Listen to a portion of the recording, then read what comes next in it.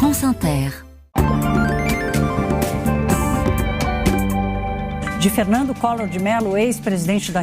C'est d'abord au Brésil que nous sommes, Kevin, avec un symbole. Un ancien président derrière les barreaux et pas n'importe lequel. Fernando Collor, le premier dirigeant élu démocratiquement au suffrage universel au Brésil après plus de 20 ans de dictature militaire.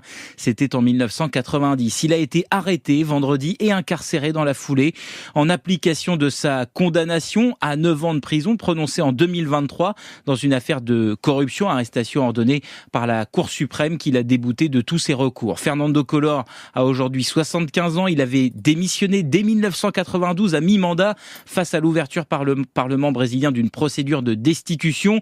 Mais c'est pour une affaire plus récente qu'il a été condamné, reconnu coupable d'avoir reçu des pots de vin en tant que sénateur pour faciliter des signatures de contrats entre une entreprise du bâtiment et Petrobras, la compagnie pétrolière nationale.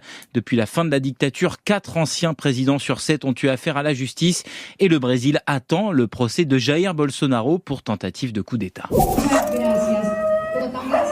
Et nous voici en Colombie qui améliore encore ses lois sur le bien-être animal. Ah oui, et comme souvent, le président Gustavo Petro a mis en scène la promulgation de cette nouvelle législation. Le chef de l'État, entouré de chiens, lors d'une cérémonie de signature de 2 lois baptisées Andrel et Lorenzo, du nom de 2 chiens qui ont marqué l'actualité ces dernières années en Colombie, victimes de sévices qui avaient choqué l'opinion publique. La loi Lorenzo semble assez novatrice. Elle concerne particulièrement les chiens employés par des entreprises de sécurité privée. Il serait près de 6000 dans le pays, utilisés pour surveiller des bâtiments ou encore formés à la détection de stupéfiants. Eh bien, ce texte traite de leurs conditions de travail et leur accorde de nouveaux droits qui sont déjà ceux des chiens policiers, à savoir des journées de travail plus courtes, des temps de repos réglementés, des conditions strictes de confort dans les chenils, et les entreprises concernées doivent même prévoir des plans de retraite qui garantissent l'adoption des chiens. À quel âge ? Et oui, c'est autour de 6-7 ans, si j'ai bien compris.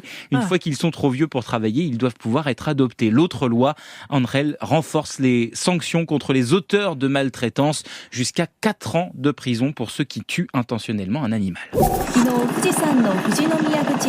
Allez, nous sommes au Japon avec un double sauvetage. Oui, pour un double boulet, il faut bien le dire. Vous allez voir, ça se passe sur le mont Fuji, le plus haut sommet du Japon. Samedi, un jeune homme de 27 ans est découvert en difficulté sur un sentier à 3000 mètres d'altitude par un autre randonneur qui appelle les secours. Il est donc héliporté à l'hôpital. Jusqu'ici, histoire banale, ça arrive tous les jours, me direz-vous, sauf que ce n'était pas la première fois que cet étudiant chinois qui vit au Japon était secouru sur les pentes abruptes du mont Fuji. C'était la 2e fois à 4 jours d'intervalle. C'est ce que rapportent des médias locaux citant la police. Mardi dernier, il s'est déjà senti mal sur les chemins de randonnée qui, par ailleurs, n'ouvrent au public qu'en juillet, donc il n'avait pas le droit d'être là. Les secours l'ont alors pris en charge et il y est donc retourné ce week-end. Pourquoi ? Eh bien parce qu'il a perdu son portable pendant la première rando et donc rebelote, nouveau tour d'hélico.